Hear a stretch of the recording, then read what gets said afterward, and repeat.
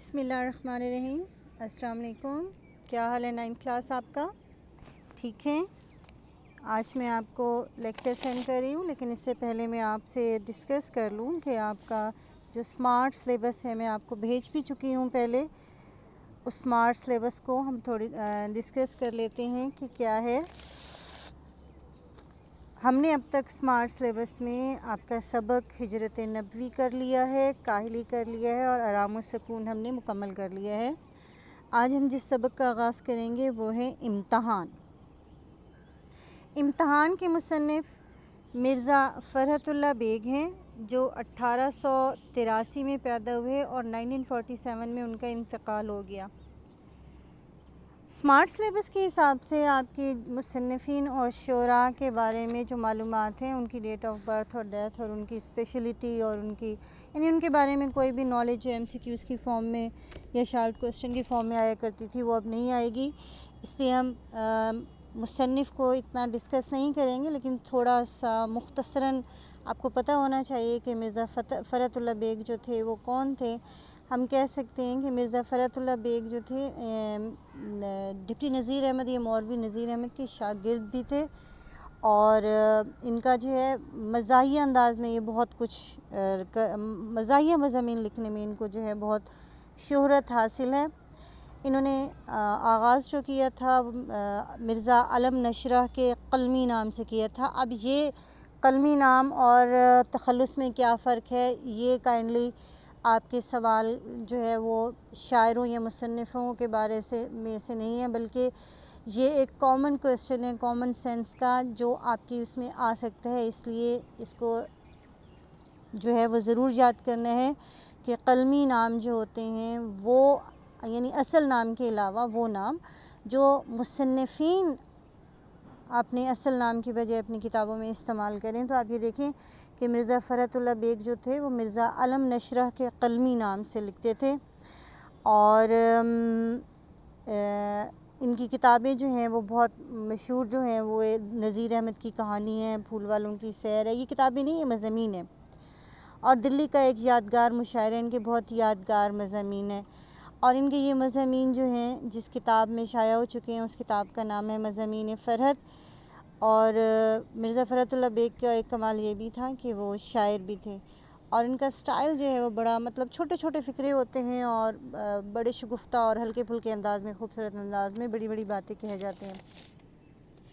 تو یہ جو تھا مرزا فرحت اللہ بیگ کا مختصر سا تعارف تھا۔ ہمارا آج کا سبق ہے امتحان۔ امتحان مرزا فرحت اللہ بیگ کا مضمون ہے، جو ان کی مزاحیہ اس میں جو ان کی کتاب تھی مضامین فرحت اس میں سے لیا گیا، یعنی آپ کہہ سکتے ہیں کہ آپ کے سبق امتحان کا ماخذ جو ہے وہ مرزا فرحت اللہ کی بیگ کی کتاب مضامین فرحت سے لیا گیا ہے۔ اب امتحان آپ یہ دیکھیں، یہ ایک طرح سے مضمون کہا جاتا ہے، لیکن یہ انشائیہ ہے۔ مضمون تو یہ ہوتا ہے نا کہ اس میں انسان وہ چیزیں بیان کرتا ہے جو اس کی اپنی فیلنگز کو نہیں بلکہ ایک حقائق کی بیس پر ہوتا ہے، اور انشائیہ جو ہوتا ہے اس میں انسان جو ہے وہ اپنی فیلنگز کے حساب سے بیان کر رہا ہوتا ہے۔ تو یہ امتحان چونکہ آپ کا انشائیہ انہوں نے نہیں لکھا ہوا ہے، تو اس کا کہہ سکتے ہیں کہ یہ کون سی صنف نثر ہے، یہ مضمون میں شامل ہوگی، مضمون اور انشائیہ۔ اور اس کو لکھا کس طرح گیا ہے؟ یہ لکھا گیا صیغہ متکلم میں تحریر کیا گیا، یعنی اس کو تحریر کیا گیا ہے کس میں؟ صیغہ متکلم۔ اب صیغہ متکلم کیا ہے؟ جسے آپ انگلش میں کہتے ہیں فرسٹ پرسن پروناؤن، آئی وی، یہی ہے نا؟ تو اردو میں اس کے لیے ہم صیغہ متکلم کہتے ہیں، تو میں، ہم، میرا، میری، میرے، ہمارا، ہماری، ہمارے۔ پھر اردو میں اس کی سب ڈویژن بھی ہو جاتی ہے کہ صیغہ متکلم واحد، صیغہ متکلم جمع۔ اب آبویس ہے یہ صیغہ متکلم واحد ہے، first person pronoun, singular not plural. تو اس کو کیپ ان مائنڈ، امتحان صیغہ متکلم میں تحریر کیا گیا ہے۔ امتحان صنف نثر کے حساب سے مضمون / انشائیہ ہے۔ اس کے مقاصد تدریس کیا ہیں؟ طلبہ کو طنز و مزاح کے معنی و مفہوم سے آگاہ کرنا، یعنی ہمارے یہاں عام طور پر ایک ہے نا کہ ہم یہ سمجھتے ہیں کہ جو مذاق جو ہے وہ جھوٹ بولنا ہے، مزاح کیا ہے، ہم عام طور پر یہی سمجھتے ہیں کہ مزاح جو ہے وہ جھوٹ بولنا ہے یا اخلاق سے گری ہوئی باتیں کرنا مزاح ہے۔ آپ یہ مضمون جو پڑھو گے، یہ مضمون اس خیال کی پریکٹیکل نفی ہے کہ مزاح صرف فضول باتیں کرنا نہیں ہوتا، مزاح جھوٹ بولنا نہیں ہوتا، بلکہ خوبصورت مزاح جو ہے وہ یہاں آپ کو محسوس ہوگا کہ یہ مزاحیہ چیز ہے، اور لیکن ایک حقیقت بھی ہے کہ ایک حقیقت، اس میں کوئی جھوٹ کا عنصر شامل نہیں کیا گیا، لیکن اسے بڑے مزاحیہ انداز میں ایک حقیقت کو بیان کر دیا گیا ہے۔ پھر دوسرا اس کا مقصد ہے تعلیم و تدریس میں امتحان کی اہمیت سے روشناس کرانا آپ لوگوں کو، کہ جو ہم پڑھ رہے ہوتے ہیں، تعلیم حاصل کر رہے ہوتے ہیں، اس میں امتحان کس قدر اہمیت کے حامل ہیں۔ پھر اس میں یہ تیسرا اور چوتھا جو ہے، اس کو ضرور جو ہے وہ ہائی لائٹ کر لیجئے گا تدریسی مقاصد کو، کیونکہ یہی وہ تدریسی مقاصد ہیں جو آپ کے پورے چیپٹر کی بیس بن رہے ہیں۔ آپ کہہ سکتے ہیں کہ یہ جو تیسرا اور چوتھا تدریسی مقصد ہے، یہ آپ کے سبق کا مرکزی خیال ہے۔ تیسرا کیا ہے کہ طلبہ کو یہ بتانا کہ امتحان میں کامیابی کے لیے صرف ذاتی محنت اور قدرت کی مدد ہی کام آتی ہے۔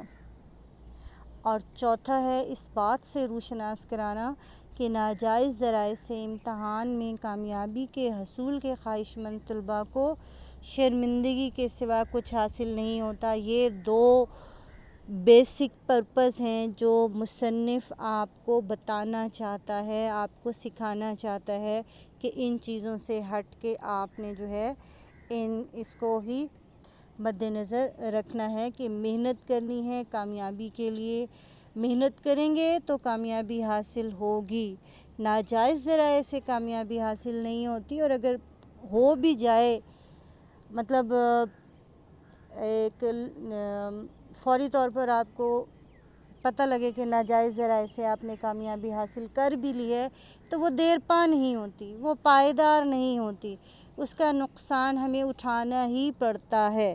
اس لیے بتانا یہ چاہ رہے ہیں کہ زندگی میں امتحان، نہ صرف یہ کہ امتحانوں میں، پیپرز میں، بلکہ زندگی میں بھی کوئی شارٹ کٹ نہیں ہوتا، کوئی کاپی سے آپ نہیں کامیابی حاصل کر سکتے، کوئی چیٹنگ سے کامیابی حاصل نہیں کر سکتے، کوئی بوٹی جو ہے وہ مدد نہیں کرتی کامیابی حاصل کرنے میں۔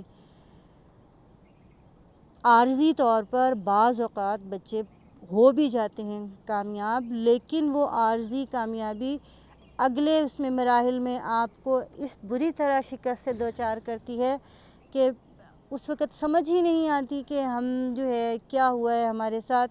فار ایگزامپل اگر کوئی بچہ جو ہے وہ ڈاکٹر بننا چاہتا ہے اور وہ بہت ساری چیٹنگ کے ساتھ امتحان میں بہت زیادہ نمبر لے بھی لیتا ہے، مگر آگے کیا ہوتا ہے، آگے بچے کس لیے ڈپریشن کا شکار ہو جاتے ہیں کہ جب ایڈمیشن ٹیسٹ ہوتے ہیں تو وہ بچے جنہوں نے 1000+ نمبر لیے ہوتے ہیں ناجائز ذرائع سے، وہ ایڈمیشن ٹیسٹ میں اتنے کم نمبر لیتے ہیں کہ ان کا میڈیکل کالجز میں ایڈمیشن نہیں ہو سکتا۔ تو یہ ایک چھوٹی سی اگزامپل میں نے آپ کو دی ہے کہ اگر ہم کامیاب بھی ہو جائیں عارضی طور پر ناجائز ذرائع کے ذریعے، تو بعد میں جو ہے ہمیں شرمندگی ہوتی ہے اور ناکامی، بہت بڑی ناکامی کا منہ دیکھنا پڑتا ہے۔ یہی بات جو ہے وہ مرزا فرات اللہ بیگ سمجھانا چاہ رہے ہیں۔ ان کا سبق کیا ہے، وہ کیا کہتے ہیں، جی نہ ہوئی گر میرے پرچوں سے تسلی نہ سہی، امتحان اور بھی باقی ہے تو یہ بھی نہ سہی، کہ اگر میں نے جو پرچے سولو کیے تھے ایگزامینرز کو اسے تسلی نہیں ہوئی تو کوئی بات نہیں، اور بھی امتحان باقی ہیں، یہ انہی میں شامل کر لوں گا۔ لوگ امتحان کے نام سے گھبراتے ہیں، لیکن مجھے ان کے گھبرانے پر ہنسی آتی ہے۔ آخر امتحان ایسا کیا ہوتا ہے؟ دو ہی صورتیں ہیں، فیل یا پاس، یعنی امتحان سے گھبرانے کی ضرورت نہیں ہے۔ مصنف کہتا ہے کہ جو لوگ امتحان سے، میں نے آپ سے کہا تھا کہ صیغہ متکلم میں ہے، یعنی وہ میں کی بات سے شروع کر رہا ہے کہ امتحان کے نام سے لوگ گھبراتے ہیں، لیکن مجھے ان کے گھبرانے پر ہنسی آتی ہے. مجھے صیغہ متکلم فرسٹ پرسن پروناؤن مجھے سنگولر کے ساتھ ہے، ہمیں نہیں ہے. مجھے جو لوگ امتحان میں گھبراتے ہیں ان پر ہنسی آتی ہے. ابھی وہ اپنا سٹارٹنگ ہے تو وہ بتا رہا ہے کہ مجھے ہنسی آتی ہے تو میں نے آگے کیا ہے. انہوں نے کہا آخر امتحان میں ایسا کیا ہوتا ہی کیا، مطلب امتحان ہے، اس میں امتحان بس امتحان ہی ہے. اس کی دو ہی صورتیں، یا آپ پاس ہو جاؤ گے یا فیل ہو جاؤ گے. تو اگر پاس ہو جاؤ گے تو بہت اچھی بات ہے، فیل ہو جاؤ گے تو کوئی بات نہیں، اس سال کامیاب نہ ہوئے آئندہ سال صحیح. یعنی تیسری اس کی کوئی اور کنڈیشن نہیں ہے. اس لیے ٹینشن اور ڈپریشن میں جانے کی ضرورت نہیں ہے، ٹینشن لینے کی ضرورت نہیں ہے، پریشان ہونے کی ضرورت نہیں ہے، گھبرانے ہونے کی ضرورت نہیں ہے. حوصلہ رکھنا ہے، گھبرانا نہیں ہے. وہ کہتے ہیں میں اپنے دوستوں اور ہم جماعتوں کو دیکھتا تھا کہ جوں یعنی جیسے جیسے امتحان کے دن قریب آتے جاتے ان کے حواس مختل ہوتے جاتے. حواس حس کی جمع ہے، یعنی اس کی حواس جو ہیں وہ مختل ہوتے حواس، ان کے حواس، ان کا دماغ مختل ہو جاتا. مختل ہو جانا، الجھ جانا، یعنی وہ گھبرانے لگتے تھے، ان کا دماغ الجھ جاتا ہے اور ان کی اتنی سی صورت نکل آتی ہے. اب یہ ریٹن ایکسپریشن ہے، ہم بولنے میں تو جو ہے اپنے ہاتھ کو کھولیں گے تھوڑا سا اور بتائیں گے جی اتنی سی صورت نکل آئی، یعنی چھوٹی سی اتنی سی صورت نکل آتی ہے. یعنی چہرہ جو ہے وہ گھبراہٹ کی وجہ سے، پریشانی کی وجہ سے چھوٹا سا ہو جاتا ہے. بندے مصنف نے اپنے آپ کو کہا ہے کہ بندے پر یعنی مجھ پر امتحان کا نہ رتی برابر اثر پہلے تھا نہ اب بھی اس کے ختم ہو جانے کا افسوس ہے. یعنی رتی برابر کا مطلب رتی میئرمنٹ کا ایک سب سے چھوٹا جو ہے وہ سمجھ لیجیے آلہ ہے کہ میئرمنٹ ہے جی، رتی ہے، تولا ہے، ماشا ہے، اس طرح رتی، ماشا، تولا اس طرح کے ہوتے ہیں. لیکن یہاں محاورتاً استعمال ہوا ہے تو اس کا مطلب ہے بالکل اثر نہ ہونا، رتی برابر اثر نہ ہونا، بالکل بھی اثر نہ ہونا، محسوس ہی نہیں کرتے. ویسے ہی جیسے ہمارے یہاں کے آپ لوگ اسٹوڈنٹس بوائز جو ہیں وہ بالکل بھی ٹینشن نہیں لیتے، رتی برابر اثر لینا، بالکل بھی ٹینشن نہ لینا، بالکل اثر نہ لینا، اور نہ اب بھی اس کے ختم ہو جانے کا افسوس ہے. یعنی ایگزامس ختم ہو گئے ہیں تو وہ کہہ رہے ہیں مجھے اس کے ختم ہو جانے کا بھی کوئی افسوس نہیں ہے. امیدواروں کا مجمع کہتے ہیں ہجوم کو، نئی صورتیں، عجیب خیالات، یہ ایسی باتیں ہیں جن سے کبھی دل سیر نہیں ہو سکتا. دل سیر نہ ہونا، دل نہ بھرنا، یعنی دل سیر ہو جانا، دل بھر جانا. دل سیر نہیں ہوتا، دل نہیں بھرتا. وہ کہتے ہیں کہ مجھے جو ہے ایگزامس ختم ہو گئے ہیں، اس کا کوئی بھی جو ہے افسوس نہیں ہے. ایگزامس ہوتا کیا ہے وہ بتانے کے، ایگزامس میں امیدواروں کا یعنی اسٹوڈنٹس کا ایک ہجوم ہوتا ہے، ایک مجمع ہوتا ہے، جھمگٹا ہوتا ہے، نئی صورتیں ہوتی ہیں. یعنی جیسے آپ لوگ ایگزامینیشن ہال میں جاتے ہیں نا بورڈ کے امتحان میں، تو پورے میاں والی سے مختلف اسکولوں سے مختلف بچے آئے ہوئے ہوتے ہیں، نئی صورتیں ہوتی ہیں، اکٹھے ہوئے ہوتے ہیں، عجیب خیالات ہوتے ہیں. یعنی ہر ایک جو ہے اپنے حساب سے سوچ رہا ہوتا ہے. اور ایسی وہ کہتے ہیں ان سب کو دیکھنا بھی ایک بڑی ہی مزیدار چیز ہے. ان سے کبھی میرا دل اکتاتا نہیں ہے، دل سیر نہیں ہوتا، دل بھرتا نہیں ہے، اکتاتا نہیں ہوں میں مطلب مجھے یہ سب کچھ دیکھنا بڑا مزہ دیتا ہے. جی چاہتا ہے کہ تمام عمر امتحان ہوئے جائے لیکن پڑھنے یاد کرنے کی شرط اٹھا دی جائے، ختم کر دی جائے. وہ کہہ رہے ہیں جی مجھے لوگوں کے یہ سارے چہرے دیکھنا، ان کی باتیں سننا، ان کے خیالات سننا، نئی شکلیں دیکھنا، ہجوم میں اکٹھا ہونا، یہ بہت اچھا لگتا ہے. مجھے جو ہے اس کو دیکھنا اچھا لگتا ہے اور میرا دل چاہتا ہے کہ بس میں ساری عمر جو ہے تمام عمر صرف امتحان ہوتا جائے، ہم جائیں نئی شکلیں دیکھیں، نئے لوگ دیکھیں، نئی باتیں سنیں. تو اس میں لیکن کیا ہے کہ اس میں پڑھنے کی شرط ختم کر دی جائے، شرط اٹھا دی جائے، ختم کر دی جائے. یعنی امتحان آپ ضرور لیں لیکن اس کے لیے یہ نہ لگائیں جی پڑھیں بھی اور یاد بھی کریں اور آ کر اسے لکھیں بھی. مطلب یہ بھی ساری شرطیں ختم کر دی جائیں، شرائط اٹھا دی جائیں، ختم کر دی جائیں اور بس امتحان ہی ہوتے رہیں. پھر انہوں نے اپنی کہانی سنائی ہے. انہوں نے کہا میری سنیے کہ 2 سال میں لا کلاس کا کورس پورا کیا، مگر کس طرح؟ لا کلاس کا یعنی قانون کا، یعنی وہ LLB کر رہے تھے، قانون کا یعنی وکالت کا انہوں نے جو ہے کورس پورا کیا. 2 سال تک وہ اس کی پڑھائی کرتے رہے. اور اس کے بعد کیا ہوا کہ کس طرح انہوں نے 2 سال مکمل کیے کالج میں. وہ کہتے ہیں جی شام کو یاروں کے ساتھ ٹہلنے نکلتا. ٹہلنا چہل قدمی کرنا، گھومنا پھرنا، یعنی شام کو میں اپنے دوستوں کے ساتھ گھومنے پھرنے نکل جاتا، ان کے ساتھ گھومتا پھرتا رہتا. اور جب واپسی کے وقت یعنی جب گھوم پھر کے واپس آتا تو کیا کرتا کہ لا کلاس میں بھی جھانک آتا کا مطلب ہے کہ وہاں دیکھ لیتا. وہاں منشی یعنی جس کو آپ رجسٹرار کہہ رہے ہیں، یعنی بڑے کالجز میں، یونیورسٹیز میں اٹینڈنس جو ہے وہ رجسٹرار لگایا کرتے ہیں. تو انہوں نے کہا جی وہاں کے جو منشی یعنی رجسٹرار صاحب تھے ان سے انہوں نے فرینڈشپ کی ہوئی تھی، دوست تھے. اب ہوتا کیا تھا کہ جو پروفیسر صاحب ہوتے تھے وہ لیکچر دینے میں مستغرق ہوتے تھے. مستغرق ہونا، گم ہونا.